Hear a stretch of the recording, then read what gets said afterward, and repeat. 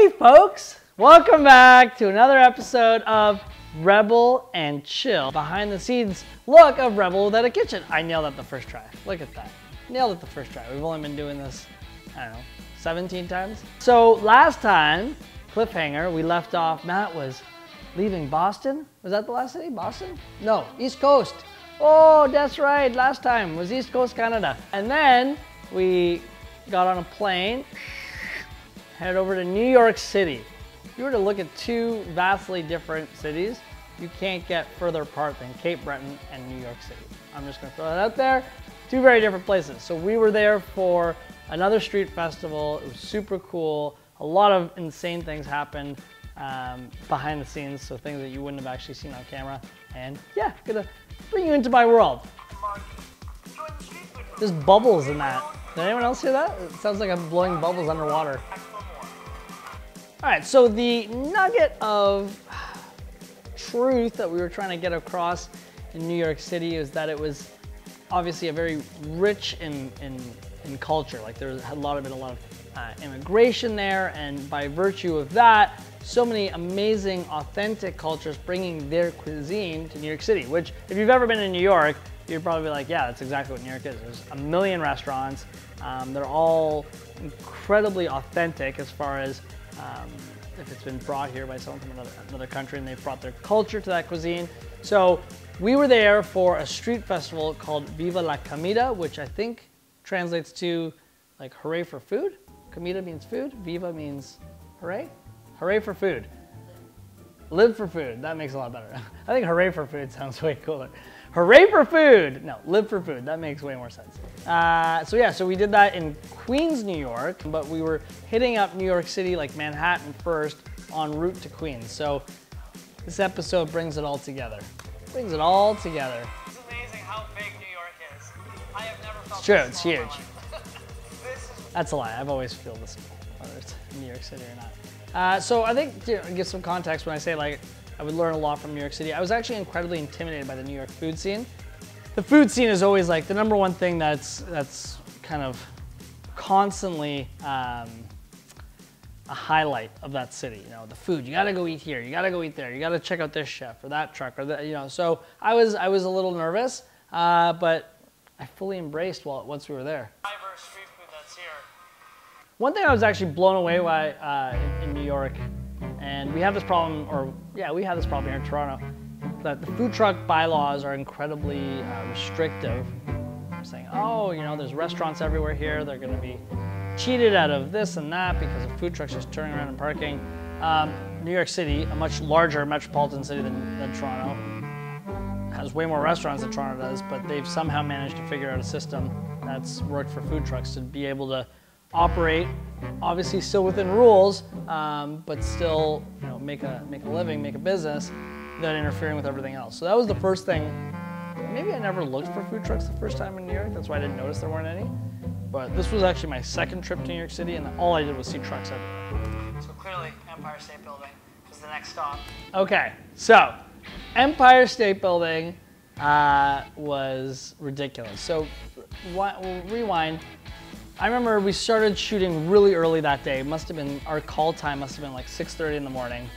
I was thrown into the back of a cab. It was a tiny little cab, so it was super hot. I didn't get breakfast in. All I had was a coffee, so I was sweating, freaking out, sweating. Times Square, so I'm super overstimulated. There's lights everywhere. I'm like, oh my God, Legoland. And then they're like, okay, Matt, we're gonna go to the top of Empire State Building, and we're gonna shoot some footage up there and an interview up there.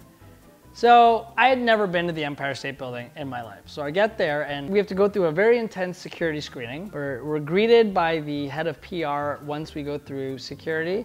We then get to go to a private elevator. This thing was encased in gold. Like it was the most, and it was much smaller. So we actually had to go in like 3 waves. Now we're on like this upper deck level. And there's a massive lineup of people waiting to get out onto this platform on the Empire State Building. I get to bypass this entire line. And I'm out there, they've closed off this section that we're filming. And we're filming this thing, and I'm getting crazy vertigo. I thought I was gonna fall over.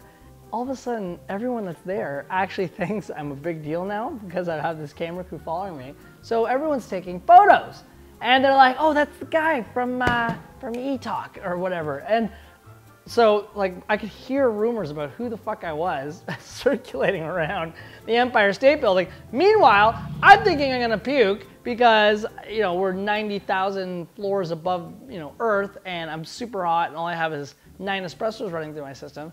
And I remember just kind of not knowing how to talk. It was like one of the first times that I gave a really like lackluster interview because I was really thrown off by how many people were watching and taking video of it.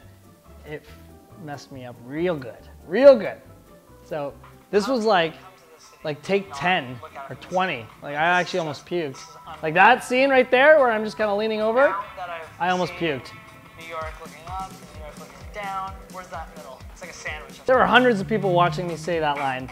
It's a sandwich. New York's like a sandwich from above and below. I thought I'd be a fish out of water. There's that line again. I thought I'd be a fish out of water. How many times that was fed to me? Matt, how are you feeling right now? Are you feeling like a bit of a fish out of water? Yes, apparently every episode I'm a goldfish out of the tank. Be bold, man. Be authentic, but bold. And I think that's true no matter where you do this pop-up idea. You know, whether it's Toronto, New York, Yukon. I love how I grouped the Yukon in there. I went Toronto, New York, Yukon. Yellowknife. That's the next progression of cities. I'm about to check out one of Alan's favorite meatball sandwich places right here on the High Line.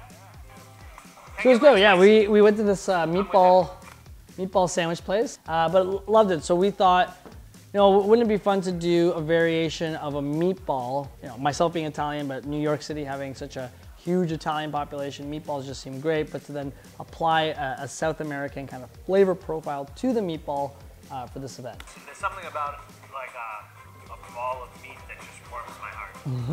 Maybe when I do Yeah, balls of meat are great. I should really hold the food by yourself. Yeah, this is a small little space. Look at that flame going. A lot of badass cooking in this tight quarters. So lomo saltado is super cool. It's steak, peppers, cooked in a sauce, over top of, steak, peppers, and onions grilled, served over top of French fries, and then sometimes there's like a chimichurri sauce that goes with it. And I love it. I think it's fantastic. I like it. I think it's great. It's not too hot. It's not too hot for you? Thank you. Isabel Gross is amazing. And she gave me the hotter one after. It's incredible. It was kind of like, oh, this isn't that hot. Okay, try this. That one's kind of hot. Okay, now try this. Really tough. Ah! Very different. Amazing food. I just can't get over, like I know how tight we are in our food truck, We're gonna make our way to Utah. and that cart was a fraction of that. I decided that I wanted empanadas, like no one does them. The thought of opening something right in the middle of Times Square, like how this guy got this location, blows my mind. You would find everything you need there to give you the really authentic flavor. It's true. It was the most intense grocery store I've ever been to. Like there was just whole pig's heads right in the butcher counter. It was awesome. That grocery store had them. So I googled prep kitchens for rent in New York, and obviously I found one all the way out in Queens, which is great because the Viva La Comida Festival is happening here as well. I'm excited, but there's still so much work ahead. So this was awesome. So we did that. We had to Google obviously kitchens in New York because we didn't get a prep kitchen as part of this event like we did in Cape Breton. So we found this kitchen. It was in Queens and it was huge. It was just an industrial space and it was awesome because they had so much equipment. I'm going to show you this machine that they had there to cook them. I was freaking out. I thought I was going to be there till like literally 24 hours making meatballs, and then they showed me this machine and my life changed.